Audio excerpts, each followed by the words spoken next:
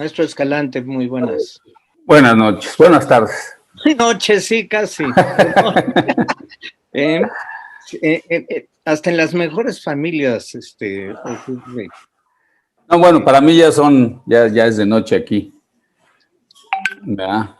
Estamos en ello. Guillermo, inicia la sesión, ya estamos en tiempo. Ok, este es el conversatorio en la parte de infraestructura. Nos tocan 3 temas. Uno es comunicaciones, en el cual estoy a cargo yo. El otro es la parte de infraestructura en transporte, que le toca a nuestro amigo Fernando Echegaray. Y además con el maestro Rosendo Jesús Escalante, que le corresponde la parte de infraestructura naval. Ambas indispensables, ambas 3, para la conectividad y comunicación en el país. En la parte de comunicaciones quisiera empezar por esto, y quienes tengan algo que decir en esta parte, dado que tuvimos muy buenas participaciones en las sesiones anteriores en la parte de comunicaciones.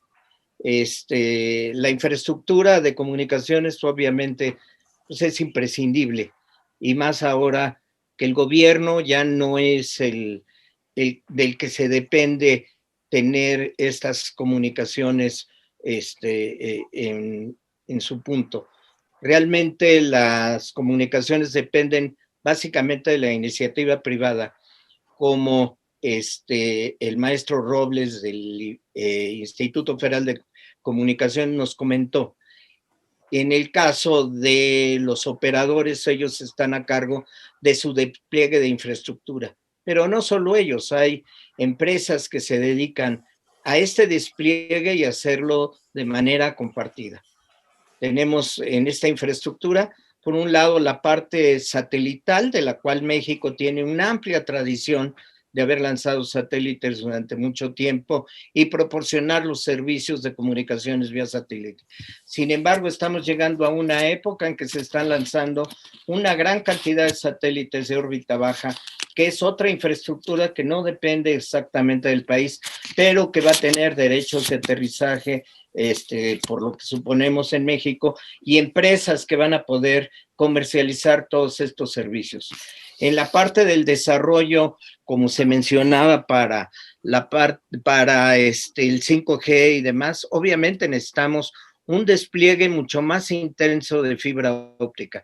No solo lo que representa la red troncal de la Comisión Federal de Electricidad, ni lo que representan las infraestructuras de los demás operadores, sino crecer esa infraestructura, aumentar la capacidad, aumentar la conectividad y desplegarla también en las zonas urbanas, y no nada más con una infraestructura como es ahora, nada más colgando cables en los postes, sino haciendo una verdadera infraestructura para el servicio.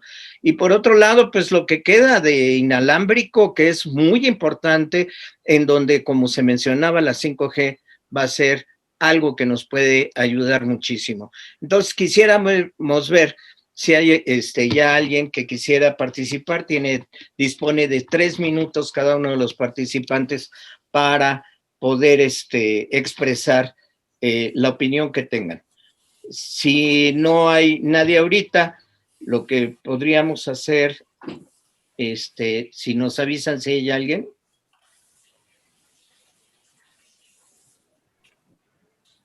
Sino también hacer la introducción entonces, Fernando, de lo que sería la parte de infraestructura en el transporte, y luego, si nos quisiera platicar también el maestro Escalante de lo que es algo muy importante, que es la infraestructura en los puertos para la conectividad internacional. Adelante, Fernando. Sí, con Así, gracias. Ya tengo el micrófono. Es una enorme oportunidad para que los destacados miembros de la Academia de Ingeniería y grupos invitados puedan participar en este conversatorio, que tiene por finalidad fundamental el aportar ideas adicionales a la de los expositores, ponentes, de las mesas y de las conferencias magistrales. Lo que nosotros pretendemos con los conversatorios es tratar de que las conclusiones a las que llegue este Congreso de la Academia lleguen con toda la riqueza de la Academia en toda su participación de sus miembros. Como dijo Guillermo, en este conversatorio únicamente nos vamos a concretar a las políticas públicas sobre transporte, comunicaciones e infraestructura. Y desde luego son temas fundamentales para el desarrollo del país, para el crecimiento, para el mejoramiento, etc. Es importante destacar que con respecto a la infraestructura, pues hay varios temas que han sido ya señalados inclusive por la conferencia magistral del doctor Felipe Ochoa y por varios de los conferencistas que siguieron, de la importancia de la planeación, la gran importancia de la inversión, del financiamiento, identificar todos los procesos que nos llevan a que se concreten los proyectos a través de una sólida y fuerte apoyo de la investigación y desarrollo tecnológico. Y desde luego, tomando en cuenta la situación del país, en donde más del 50% de los habitantes son de pobreza, buscar que los proyectos de ingeniería tengan también una alta responsabilidad social y traten de resolver muchos de los problemas que llevan a que la inversión permita rescatar zonas marginadas y generar bienestar para toda la población. Entonces, un empeño que se ha establecido desde el gobierno federal, pero que es responsabilidad de todos los ingenieros, los constructores del país. Cuidar con todo detalle estos puntos que son fundamentales, y le pasamos la palabra a Rosendo para que nos comente aspectos de navales. Bueno, buenas noches a todos, muy amable por la presentación y cedernos la palabra y sobre todo la oportunidad de estar aquí y participar en el Congreso. En una precisión, nosotros necesitaríamos hablar más que de una estructura naval que implicaría restringirse exclusivamente a un servicio como lo es la Armada de México. Lo importante es hablar sobre la infraestructura marítima, que es un concepto mucho más amplio y que indudablemente, como fue mencionado previamente, es parte de todo un conjunto. O sea, no podemos hablar de un puerto si no tiene una vinculación a un ferrocarril o a una carretera o inclusive a un aeropuerto donde se facilite el continuar el movimiento de las mercancías. Entonces, en ello, nuestro país, tiene la enorme desventaja que la mayoría de sus puertos no son naturales, son puertos artificiales, lo cual requiere el desarrollo de un conocimiento y una habilidad para su mantenimiento. Primero para su construcción y desarrollo y posteriormente para su mantenimiento. Y sobre todo algo que escuché cotidianamente o repetidamente en cada una de las participaciones, que fue la visión de futuro. Un puerto no se construye de un día para otro, sino que se va conformando a lo largo de un periodo de tiempo muy largo, en donde se asegura que se tenga los espacios de maniobra para los barcos, las profundidades de vida, el pensar en el desarrollo de los buques. Actualmente en la mayoría de nuestros puertos no entran buques de última generación y en muchos casos tienen que entrar con medio lastre. Y por otro lado, los espacios que se requieren en tierra para el movimiento de la mercancía, sobre todo porque un puerto debe ser un espacio confinado, fiscalizado, dirían los compañeros que están participando en todas esas actividades, y que ello requiere cumplir con ciertas condiciones, lo que no ocurre en muchos de nuestros puertos, como el puerto de Veracruz, que tiene un área fiscalizada externa a la superficie del propio puerto, o lo mismo en Mazatlán. Entonces, todo esto es muy interesante para vincularlo al desarrollo. Un puerto, al tener un funcionamiento continuo, permite el crecimiento de las áreas aledañas al mismo. Nosotros dividimos el foreland, que sería de dónde viene la mercancía, y el hinterland, que es donde va a influir el puerto. Y todo movimiento comercial, todo desarrollo, siempre tiene como consecuencia un crecimiento económico, lo que indudablemente va a tener su impacto en el beneficio de la población.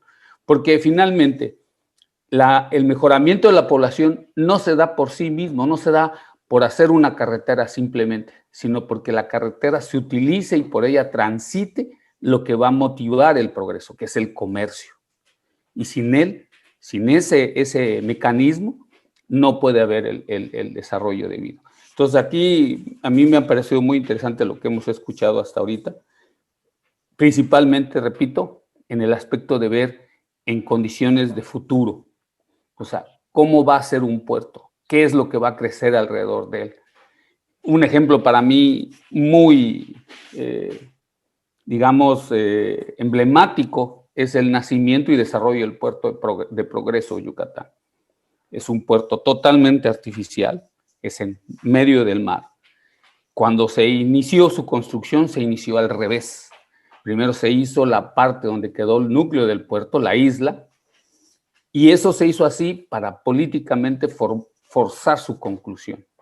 Y eso es lo que le ha dado crecimiento a todo el puerto, a toda la península, ya que desde ahí hasta Veracruz propiamente es cuando hay el primer puerto comercial, y por la otra costa no hay ninguno, y en el lado del Pacífico, pues los puertos son bastante limitados, y ahí ya está la zona de Manzanillo, porque los otros puertos que están intermedios son de movimiento muy pequeño. Entonces, esa es la importancia de un puerto, y eso es lo que va a generar, pero debe ir acompañado, repito, de una carretera, de una línea de ferrocarril, y eso va a propiciar el crecimiento en su entorno y la facilitación del mismo. Y esa es, pienso, la importancia que tiene la infraestructura marítima, acompañada de otras cosas. O sea, no nomás es el comercio, es la pesca, otras actividades que se complementan, lo que nosotros conocemos como los intereses marítimos del Estado. Gracias. Hay una pregunta, te voy a tutear porque si no se me... Sí, adelante, adelante. Eso. José Antonio Hernández pregunta, ¿qué implicaciones en nuestro país para que el manejo y planeación de la gestión de puertos esté a cargo de mandos militares con poca experiencia en ingeniería portuaria? Bueno, primero, en la mayoría de los... Primero vamos a hablar de la pregunta en sí, planeamiento a futuro. Nosotros tenemos una formación bastante amplia, muy compleja en muchos aspectos, y el primer concepto es la idea que se tiene de una planeación a una situación deseada. Cuando nosotros hablamos de planeamiento, planteamos qué es el objetivo deseado y a partir de ello, de dónde estamos para evaluar los pasos intermedios y conocer a dónde vamos a llegar. Eso nos determina cuál es el proceso que se debe llevar. Ahora, ¿cuál es el conocimiento en el manejo de un puerto? Esencialmente, el manejo de un puerto es un manejo de cargas. Debemos recordar en primera instancia que cada puerto está concesionado en diferentes áreas.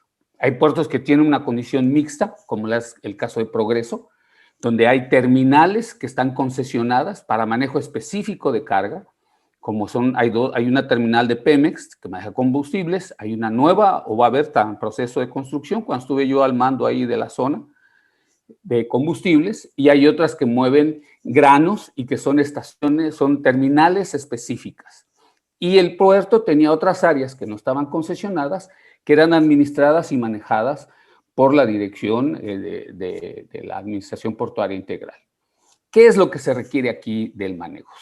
Uno es el manejo diario, otro es el intermedio y otro es el futuro. En el manejo diario es las prioridades de carga, el movimiento de todos esos elementos que tienen que tener un proceso de salida, almacenaje y control.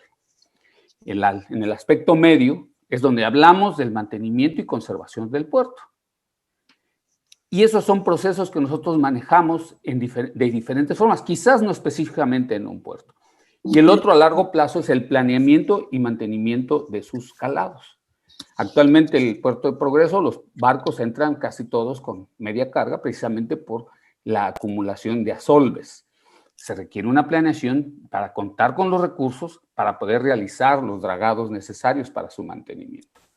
Ahora bien, todo elemento al frente de una cabeza o responsable como cabeza de un proyecto, de un trabajo, tiene un agente que lo apoya en ese desarrollo. Y cada administración portuaria integral tiene una serie de elementos que apoyan en ese desarrollo. Porque no todos, son un mínimo los administradores portuarios que tienen formación náutica, por ejemplo. La mayoría, por ejemplo, me tocó tratar y conocer al encargado del puerto en Guaymas, que él tenía una formación de tipo logístico, manejo de colas, sistemas de entrega, que también es muy importante para poder organizar el movimiento de los contenedores y ese tipo de cosas. Es un proceso de formación de diferentes áreas. No hay una formación específica para administrar un puerto. Es un trabajo de equipo, esencialmente. Muy bien. Quisiera solicitar la palabra al grupo de apoyo técnico del Congreso, porque el objetivo de los conversatorios no es hacer preguntas a los moderadores, sino generar la participación más amplia de los congresistas. Entonces, lo importante es que cualquier congresista que quiera tomar la palabra tenga que levantar la mano y pedirla. Por ejemplo, vi por allá a Mauricio Porras que quería tener una participación, pero los demás están haciendo preguntas. En realidad no se trata de hacer preguntas, se trata de aportar ideas que queden después en las conclusiones del Congreso. Quisieran ayudarnos, por favor, del grupo técnico. Javier Mendieta también levantó la mano y parece que tiene abierto el micrófono para una pregunta. A ver si me escuchan. Mauricio, adelante, por favor. Sí, me gustó mucho la presentación que hizo Rosendo, pero sí es muy importante considerar también a Coatzacoalcos, que mencionaste, te fuiste de Progreso a Veracruz y pasó Coatzacoalcos, permíteme recordártelo. Ahí nos tocó prolongar las escolleras para evitar el asolve y conservar los 15 metros de profundidad, utilizando contenedores textiles llenos de arena con una solución de rompeolas sumergidos. Sí, exactamente. Coatzacoalcos lo puse un poco de lado, dado que en la actualidad su movimiento principal, su dedicación principal, es el movimiento de combustibles y derivados de petróleo, que sería, digamos, dedicado a un aspecto específico de la economía. Y lo que nosotros, y decía yo, hacía la referencia con respecto al puerto de Progreso, porque toda esa franja costera requiere para su abastecimiento de medios que vengan del extranjero o inclusive del mismo país, pero que son llevados por el cabotaje, no hay un lugar para su arribo. Ahora, el puerto de Coatzacoalcos está pensado en el proyecto que se tiene transísmico, donde las cargas sería una especie de canal seco, en donde las cargas desembarcarían tanto en Coatzacoalcos como en Salina Cruz y se transportarían por un sistema de doble vía para hacer el transbordo y cruzar, digamos, evitar el cruce por Panamá o bajar hasta el Cabo de Hornos. Entonces, esa es la situación con este puerto. Aquí el problema con este puerto es que hicieron un túnel bajo el mismo. Por motivos de seguridad, eso va a limitar el dragado que se tenga, que se pueda llegar a hacer en ese puerto. Ahorita no tengo yo los calados de los barcos más modernos, más actuales, y ya un calado de 15 metros ya no es suficiente para los calados que se manejan actualmente. Y entonces, vuelvo a lo mismo de la visión de futuro. O sea, se construye, por ejemplo, Tuxpan se hizo un puente, eso limita la entrada de barcos a lo largo del río. En Coatzacoalcos se hace un túnel y eso va a condicionar qué tanto se puede dragar. Entonces, debemos o se debe plantear las cosas con una idea final. ¿Cuál es la idea final? ¿Cuál es la idea de país? Y a partir de ello dividirlo en los pequeños elementos que constituyen el todo de lo que deseamos, ¿no? Entonces, en ese punto es cierto, me brinqué Coatzacoalcos, pero porque su vocación o a lo que mueve de carga ahorita es básicamente hidrocarburos y sus derivados, que es una fracción de la economía. Muchas gracias. Sí, Gracias. Francisco Mendieta, por favor. ¿Qué tal? Buenos días o buenas tardes para ustedes.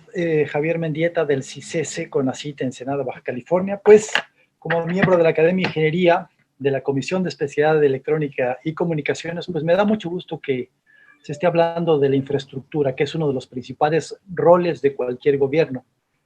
En el caso de la infraestructura en telecomunicaciones, es tan importante para el desarrollo del país como la infraestructura de puertos, de carreteras, de aeropuertos, de ferrocarriles, de conducción de energía eléctrica, de agua potable o de drenaje. La cuarta revolución industrial requiere necesariamente que el país esté conectado en banda ancha, en movilidad, en accesibilidad y por supuesto con los atributos de seguridad, etcétera. Los nuevos retos para la industria, pues la ciencia de datos, el Big Data, la inteligencia artificial, los vehículos autónomos, Internet de las cosas, pues requieren de una infraestructura informática de telecomunicaciones adecuada. Sin embargo, pues estas cosas crecen muy rápido, la velocidad de crecimiento es la ley de Moore, cada 18 meses se duplican las capacidades y pues México necesita de alguna manera balancear la inversión pública y la inversión privada en sistemas y redes y equipos y instrumentos de comunicaciones, las fibras ópticas, los satélites, todo lo que es equipo de radio, incluyendo infraestructura física. El espectro electromagnético es muy importante para el 5G y lo que viene después del 5G. Pero yo veo que tenemos 4 grandes oportunidades ahorita para el desarrollo. Uno, un tratado de libre comercio que nos va a proyectar, hay que saber aprovecharlo, con la formación de gente, con la innovación en México. 2, pues tenemos esta cuarta revolución industrial, sí, es una gran oportunidad, tal como han sido las 3 revoluciones anteriores. Tercer elemento, tenemos una crisis, y si bien es una crisis terrible, dramática, pues recuerden que después de las guerras, después de las crisis, hay que aprovechar, hay que sacar lo bueno de lo malo, y las comunicaciones son transversales a todas las áreas del conocimiento, y además en lo vertical van desde nuestra cuestión personal, el Facebook, etcétera, historia clínica, hasta la macroeconomía de un país. Y número 4, muy importante, tenemos en México una transformación número 4, y no hay mejor habilitador de una transformación, en este caso la número 4, que la conectividad, las redes sociales para lo social, la brecha digital, por supuesto la inclusión digital, atención a los retos de México, seguridad, salud, educación, cohesión social y democracia. Entonces, por eso me da mucho gusto que la infraestructura en telecomunicaciones, así como en las demás áreas de los transportes, esté siendo considerada de manera muy importante por la Academia de Ingeniería. Muchas gracias. Gracias, Javier. Doctor Albarrán, por favor. Muchas gracias. La infraestructura definida por la Real Academia Española es el conjunto de elementos, dotaciones o servicios necesarios para el buen funcionamiento de un país, de una ciudad o de una organización cualquiera. La infraestructura debe operar como se conceptualizó para que tenga su mayor efecto positivo. Ahora, generar infraestructura tiene 3 fases. Una primera fase que le podemos llamar de planeación, en donde se conceptualiza y se define la infraestructura. Una segunda fase que es de diseño detallado y construcción de la infraestructura. Y una tercera fase que es de la de operación y mantenimiento. Planear la infraestructura de una manera integral, sobre todo como estaban mencionando hace unos momentos, en la cual se vean las interacciones entre los diferentes elementos de la infraestructura de telecomunicaciones, con la de transporte, por ejemplo, toma tiempo y toma recursos. De que se inicia el plan o se conceptualiza a que la instalación está operando puede tomar varios años, a veces más de un sexenio. Muchas veces más de un sexenio. Por eso creo que debe existir un organismo de planeación y evaluación de la infraestructura que esté formado por el gobierno, la iniciativa privada y la academia. Y que existan leyes que obliguen a que las obras de infraestructura que se lleven a cabo sean aquellas que resulten del plan. Esto. Muchas gracias, Francisco. Nos siguen llegando preguntas, Fernando, ya hay una para ti de Cecilia Martín del Campo, de cuáles son las nuevas políticas públicas para la electrificación del transporte público en el corto, mediano plazo en las ciudades grandes. ¿Qué nos podrías comentar, Fernando? Cecilia, mucho gusto saludarte, gracias por las preguntas. Yo insisto en que esta etapa del Congreso, de los conversatorios, van más dirigidos a las aportaciones que den los congresistas para mejorar las políticas públicas. Nosotros con mucho gusto participamos en todo lo que ustedes nos inviten, pero apenas disponemos de una hora para que cuando menos 10 o 15 congresistas aporten ideas nuevas a los que han desarrollado los ponentes, conferencistas, maestros, etcétera, ¿no? Con mucho gusto, Cecilia. Puede participar, por supuesto. Sí, claro. Si quieres participar, Cecilia, por favor. Hola, ¿qué tal? Muy buenas tardes a todos. En primer lugar, felicitaciones por estas excelentes conferencias y bueno, por el desempeño de este conversatorio. Yo planteé la pregunta porque pensé que podría ser una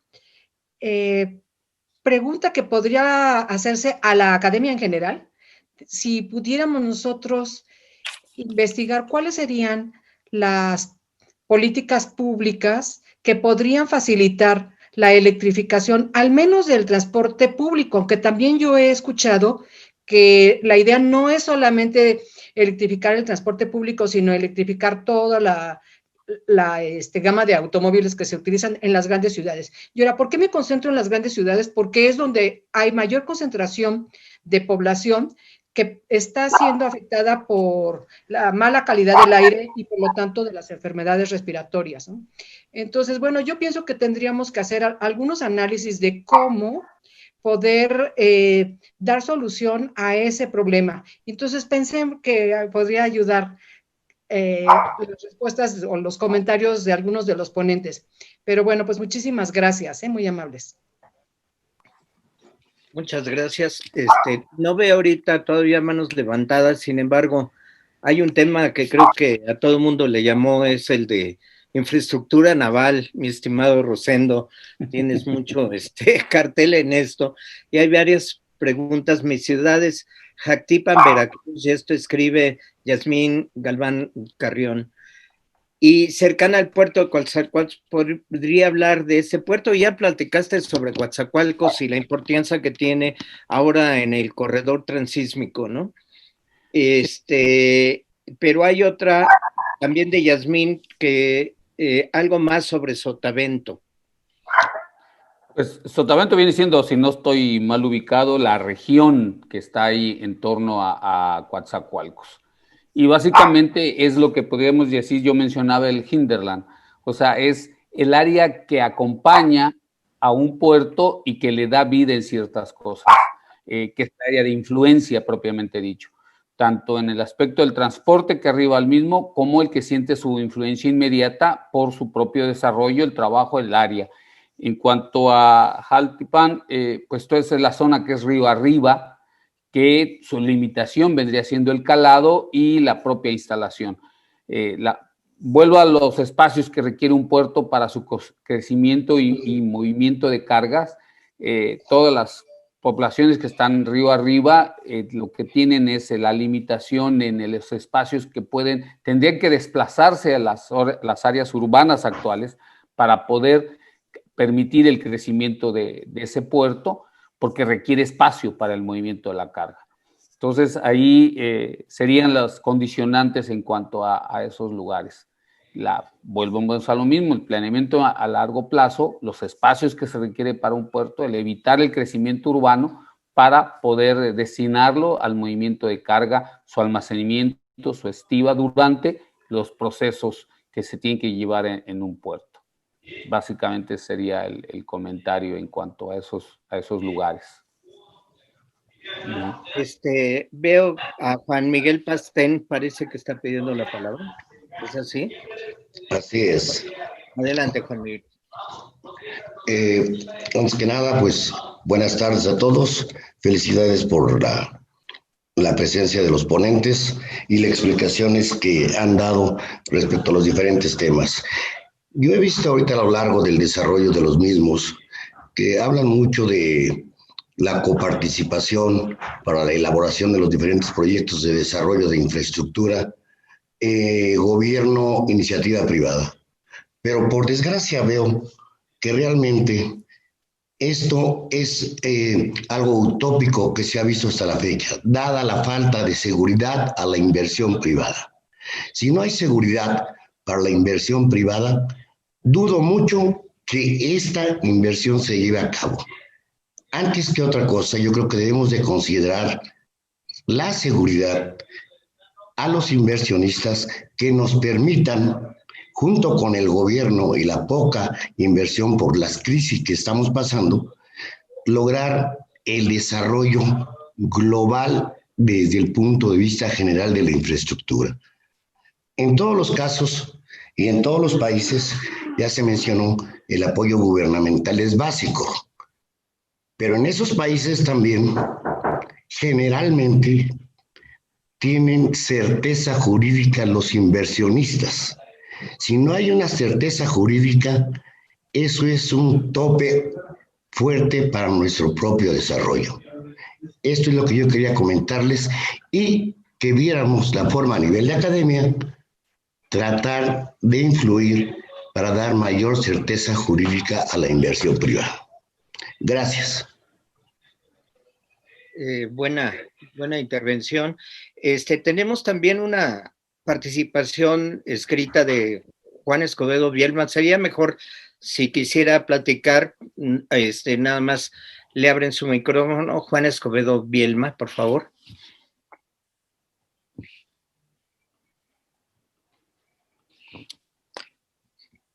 Bueno, de todas maneras leo lo que nos escribió y vemos su participación si tiene interés, por supuesto. El Plan de Infraestructura Nacional, considero, debe priorizar aquellas obras que puedan aportar el mayor beneficio a la nación, haciéndonos más productivos, de manera que este plan debe ser transeccional, con objetivos a corto, mediano y largo plazo, incluyendo la iniciativa privada. Esa es su participación. Fernando, ¿no quisieras comentar algo sobre esto? Sí, con mucho gusto. Yo quisiera que nos apoyaran también los del grupo técnico, porque yo no veo quiénes están levantando la mano para participar.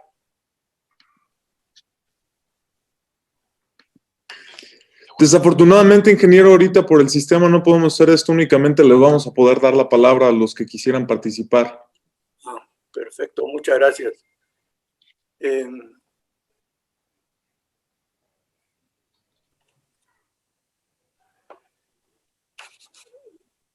Es prioridad para el país lo que se ha comentado de la creación de mayor infraestructura.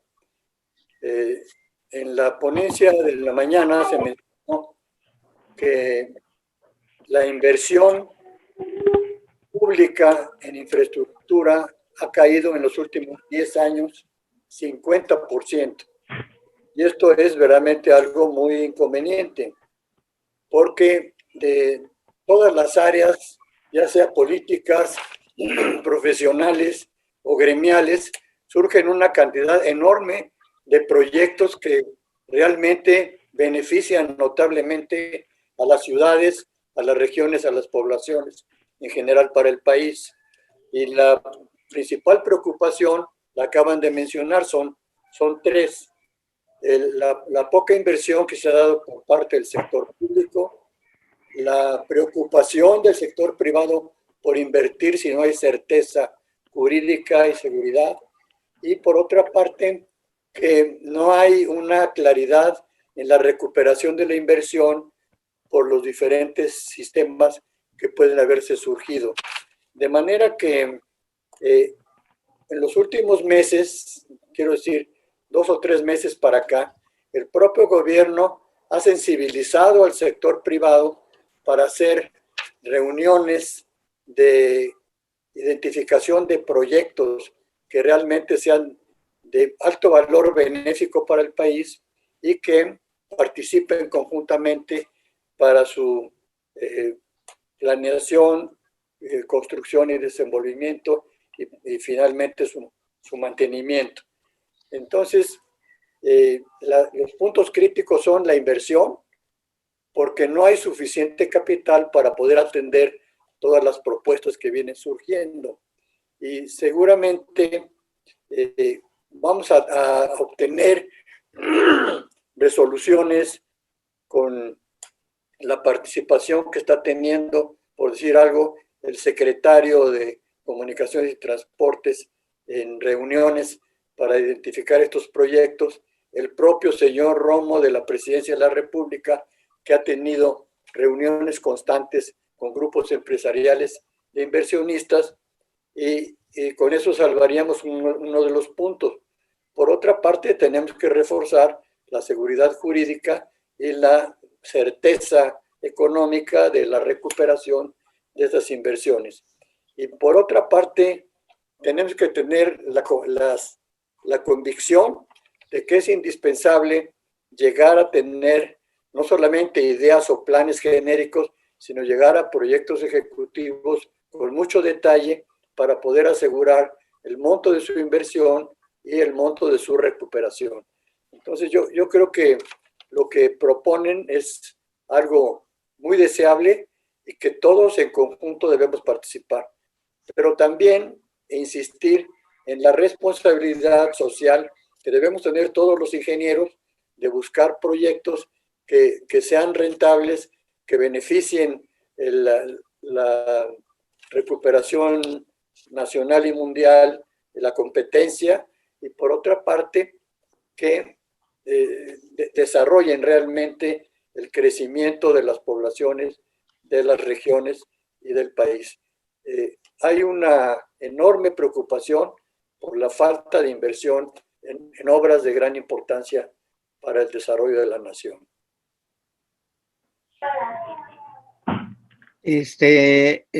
Al técnico está pidiendo la palabra Héctor Laces Mina, pero está en la lista de expositores. ¿Lo pudieran habilitar, por favor?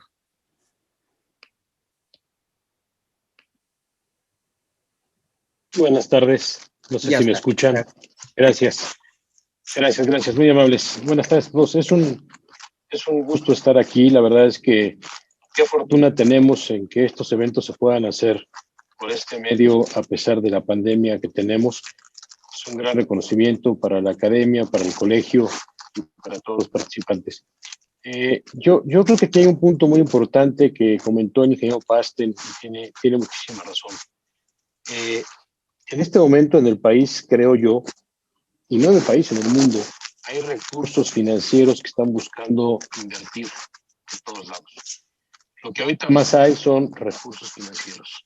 Y esto lo hemos visto con grandes grupos inversionistas como BlackRock y muchas empresas más en el mundo que se interesan por participar en el desarrollo de infraestructura.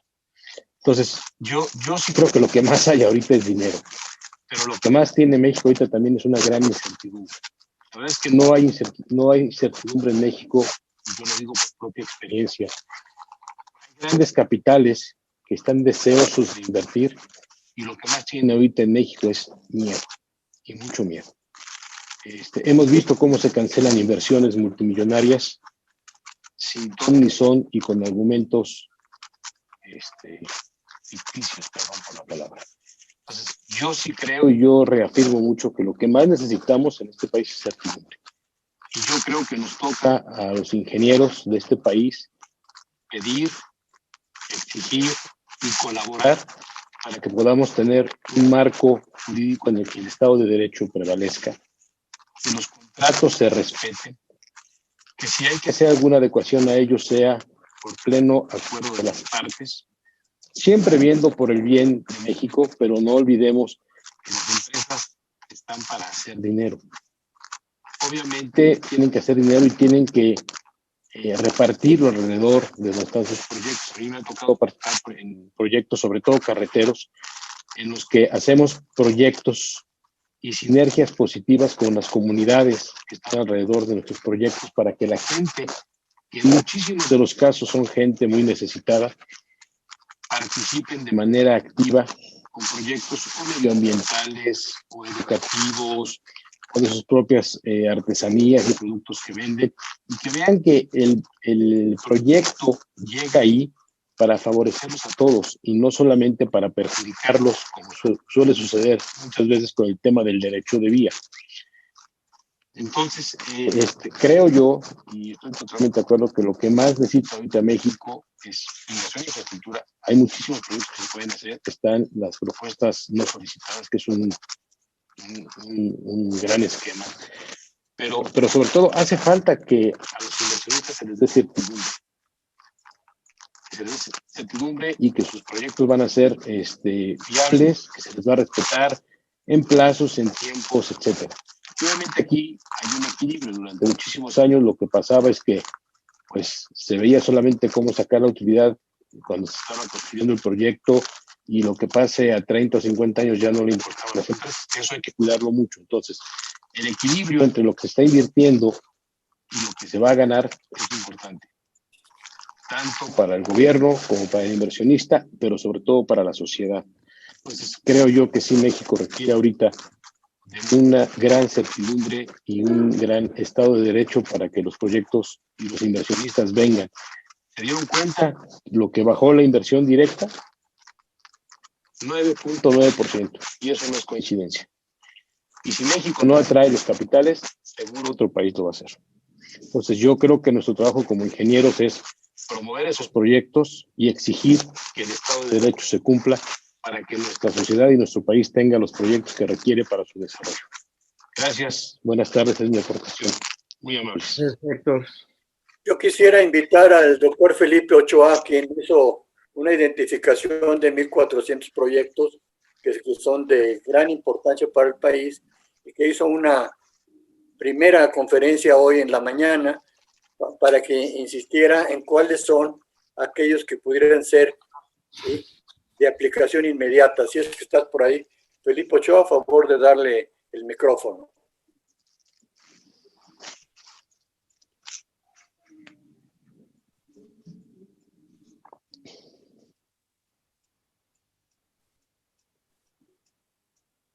Equipo técnico.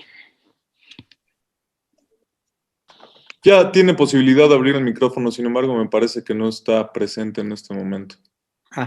Tenemos también a Agustín, que me imagino que es Agustín Ortega, que también levantó la mano, y al maestro Zenón Medina, que también levantó la mano. Por favor, si se los pudieras abrir para empezando. Buenas tardes. Buenas tardes, Agustín Ortega.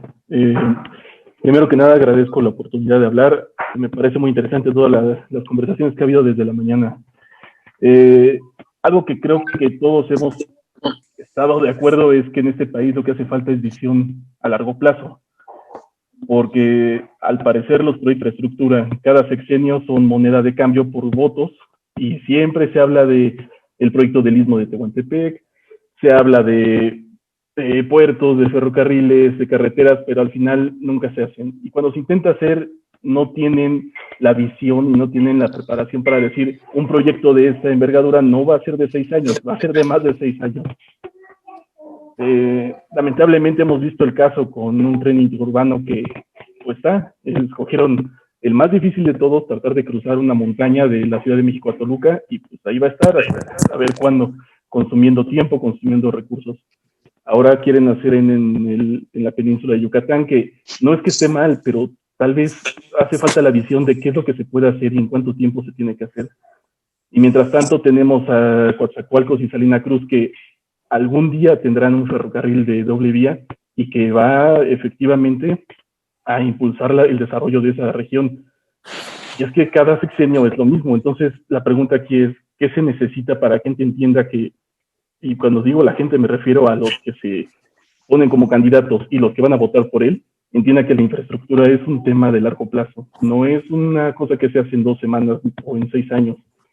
Quieren hacer líneas de Metrobús en la Ciudad de México cuando lo que necesita son líneas de metro, pero es que el metro es más caro y es más pesado. ¿Qué hacemos? ¿Cómo podemos impulsar de esa manera la ingeniería? Que entiendan que la ingeniería es una cosa de tiempo. Gracias. Gracias por tu... Zenón Medina, que tiene mucho que decir de Mérida, Yucatán. Gracias, Guillermo.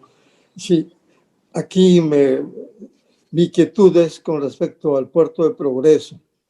El Puerto de Progreso, yo recuerdo en su construcción del el muelle fiscal de Alquerías Precioso, que pues por cuestiones del tiempo y de las cargas realmente ha tenido que tener ya prácticamente una estructura paralela para llegar a 2 kilómetros de la costa. Pero en el pasado el ferrocarril llegaba y ese movimiento de carga era enorme, importante. Hoy no tiene ferrocarril y entonces es una obra pendiente para poder darle ese movimiento. Me parece muy acertado, pero tampoco yo creo que la infraestructura tendrá que hacerse una infraestructura para el ferrocarril, porque realmente el movimiento de carga realmente es creciente con la instalación de la cervecería. Ese volumen de carga tiene dificultad para transportarse y para moverse. Yo creo que por allí hay un punto pendiente al futuro. Y por otro lado, en alguna época se pensó en una zona económica que ha quedado detenido. O sea, yo creo que el puerto es una gran expectativa para el progreso industrial de toda la región. Esto no tengo duda, porque realmente de aquí pueden venir los productos que se tengan en la región para irse al extranjero, como lo fue en el pasado el Enequén. Este sería mi comentario y sí me gustaría tener ahí la opinión del maestro Jesús. Adelante. Pues es una pregunta muy interesante y es algo que se repite a lo largo de todos los puertos. Se ve en el puerto de Veracruz, se ve en el puerto de Mazatlán, que los espacios previstos para el desarrollo portuario o necesarios para el desarrollo portuario en un futuro no fueron del todo respetados.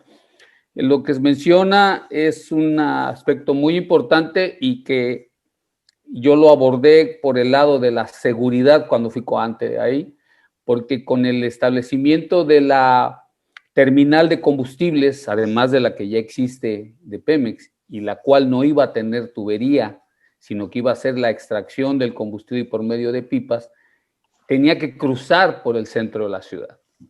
Aquí lo que menciona el ingeniero Medina es la necesidad de considerar el movimiento de esa traza urbana para poder asegurar una salida segura y eficiente, que eso implicaría el movimiento de la población o la construcción de un puente para poder prever la salida de la carga, porque actualmente es uno de los problemas que tiene ese puerto y que ha limitado su crecimiento. Se vio con la descarga de elementos estructurales para unas construcciones eolíticas que hubo que modificar un trazo carretero ahí para poderle dar salida, pero que sin embargo seguía teniendo las limitaciones de la mancha urbana. O sea, son situaciones que se debe ver en el desarrollo de un puerto, que en su momento tienen que implicar en la compra de espacios para poder hacer los trazos carreteros necesarios, o del tren. El tren, como efectivamente se menciona, llega hasta un cierto punto. En algún momento llegó, cuando yo fui cadete, arribé al puerto original de Progreso y había una vía, la que ya no existe. Entonces, son cosas que se tienen que considerar en el futuro de manera armónica y en conjunto para desarrollarse.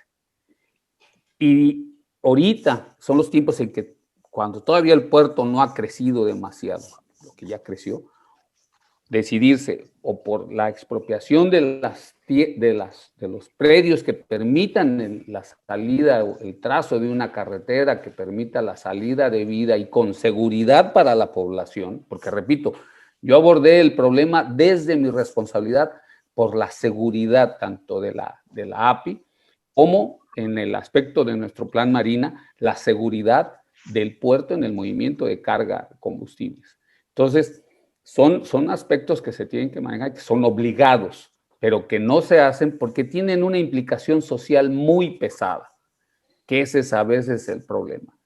Y eso, parafraseo yo una discusión que tuve siendo coantezón en Mazatlán por un asentamiento irregular en la vera de una de las, de las zonas, ¿cómo podemos decir?, pantanosas que quedan dentro de la mancha urbana de Mazatlán, que no las podían quitar, y les decía yo, bueno, es que los tenemos que sacar porque viene el ciclón. Afortunadamente no llovió, tuvimos suerte y no llovió ahí, llovió más al sur, pero si hubiera llovido, el problema es la solución de los conflictos sociales que implica también el desarrollo.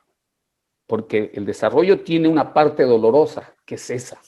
Si queremos hacer un puerto, el puerto tiene que tener diferentes elementos. Tiene que tener un espacio de maniobra, tiene que tener un espacio para su carga, tiene que tener la garantía de la salida. Y eso implica tanto el trazo del ferrocarril como el trazo carretero.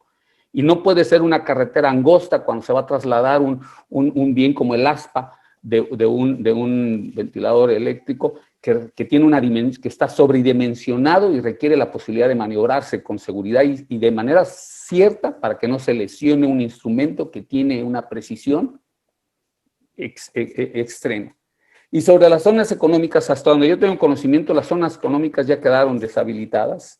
Es cierto, la idea era el desarrollo de una zona en conjunto, armonizando diferentes elementos, el propio sentido de la población, con las estructuras que se pongan ahí, como pudiese ser. Hace muchos años leí el caso de una empresa automotriz que, considerando que tenía 5 años para la instalación de una armadora, buscó el desarrollo de la población para no tener que llevar gente de otro lado con el conocimiento para poder trabajar en la planta.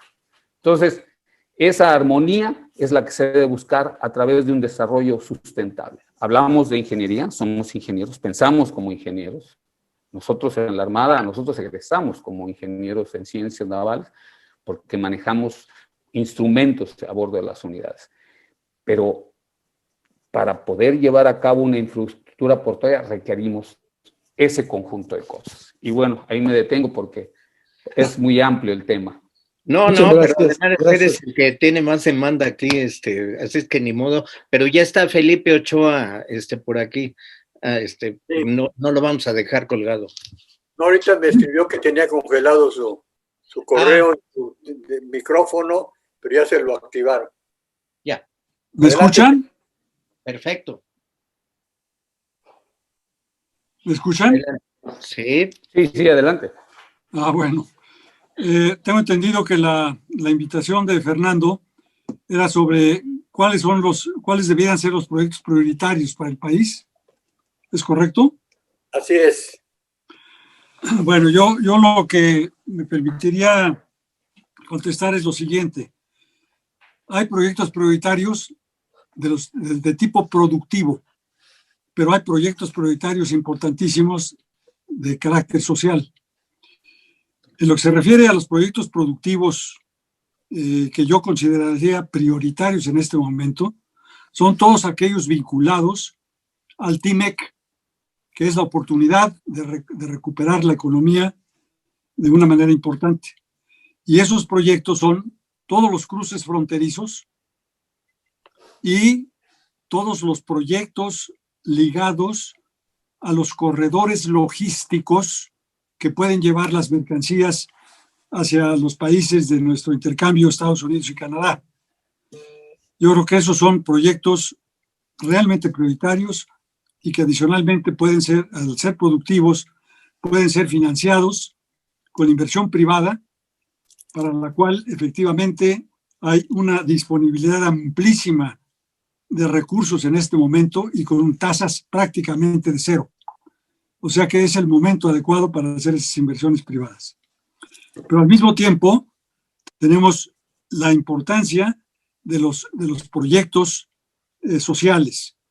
Y creo yo que una de las prioridades serían las que mencionamos en la conferencia magistral, que es la combinación de electricidad con aspectos de agua potable, con el camino de acceso y con la Internet, pero de manera conjunta y simultánea para las comunidades aisladas.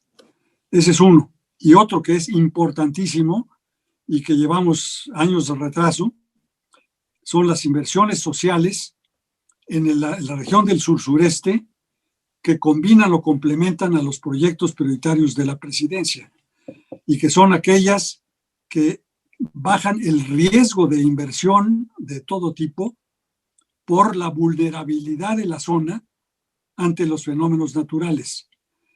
Esta inundación que ha habido en la zona de Tabasco, la ingeniería mexicana desde hace 20 años tiene identificados todos los proyectos de infraestructura necesarios para desarrollarse. No se ha podido desarrollar porque no ha habido los recursos. Esos no son proyectos productivos, tienen que ir a fondo perdido. Y para ir a fondo perdido, debiéramos de utilizar la ley de APPs, los proyectos puros, que se le llaman puros, que son PPS, en donde la inversión privada invierte y recupera su inversión por parte del Estado a 20 años. Eso genera deuda pública, obviamente, pero los montos que estaríamos manejando, que son importantes, ¿no?, que podrían ser entre 5,000 y 10,000 millones de dólares para eso, representa un porcentaje mínimo del incremento de la deuda que ya tenemos del orden de la mitad de un PIB en deuda pública en este momento. Esa sería mi opinión, Fernando. Muchas gracias, Felipe, muy amable.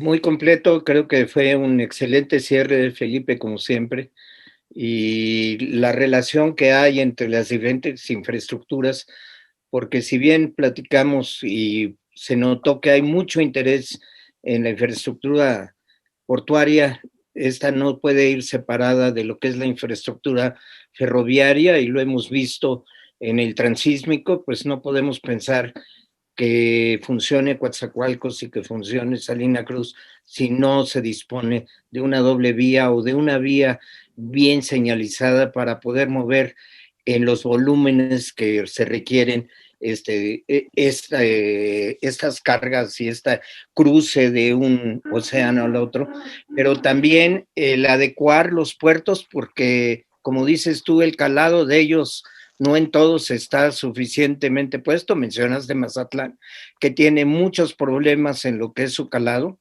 y eso se ha pensado pues que de ahí podría salir hacia el ferrocarril, hacia Durango, y de ahí hacia el centro sur de Estados Unidos, que sería un proyecto interesantísimo y que también sería de iniciativa privada, ¿no? O sea, hay muchas cosas. Quedó pendiente también Alberto Lepe, que levantó la mano, pero pues le agradecemos, así es que te dejamos también a ti, Rosendo. Gracias. Pues sí, hablando de Mazatlán, fui coante ahí en la zona de Mazatlán, tuve al que se refería a la administración, la joven administradora del API en ese momento, era una mujer de 27 años, muy brillante, con una formación y preparación en Europa sobre el manejo portuario. Y el puerto de Mazatlán, concurren en él, vuelvo a lo mismo, la falta de ese pensamiento a futuro, los problemas sociales, y también en forma positiva una posición que con una buena vía de tren, una buena distribución, podría llevar, mover carga hasta la zona este de Estados Unidos, las planicies centrales, porque salvando la Sierra Madre es plano y puede alcanzar hasta el centro del Canadá, abaratando muchas cosas. Indudablemente, los puertos tienen que tener ese desarrollo, tienen que tener ese mantenimiento para mantener su situación, y algo que no se ha mencionado con claridad y hemos dejado de lado en el desarrollo portuario es la navegación de cabotaje, que es mucho más económica, que no se practica, que nuestros puertos no tienen espacios destinados para ellos, son pocos. Uno de ellos ahí en Mazatlán está mal dividido, y eso obliga a que las mercancías transiten 2, 3 veces por aduana con restricciones en el movimiento. Pero son cosas interesantes, es un campo abierto para ir corrigiendo, ir mejorando una visión. Nosotros, la Armada, la Marina, se interesa en esas materias porque la justificación de ser de una armada es el asegurar que su marina mercante pueda cumplir con su tarea del movimiento de riquezas y comercio para el desarrollo nacional. Entonces, nosotros estamos en ese contexto y nos interesa en sobremanera tener toda esa visión completa, porque es la razón de ser, la protección de nuestros mares y sus vías de navegación, ¿no? Y pues aquí hay para tirar y pasarnos todo el día discutiendo todo esto. Y ya nos pusieron en rojo, ya nos sacaron la tarjeta roja. Sí, ya vi. Rato. Entonces, Fernando, nos despedimos. Gracias a todos. Sincero agradecimiento a todos los participantes. Vamos a concentrar todas estas opiniones de ustedes en las conclusiones para reforzar la participación de la academia en el desarrollo del país. Una felicitación muy sincera a nuestro presidente Luis Álvarez y Casa y a nuestra vicepresidenta Mónica Barrera por su entusiasmo en la organización de este congreso. Y felicidades a todos. Felicidades a todos. Participar. Muchas gracias.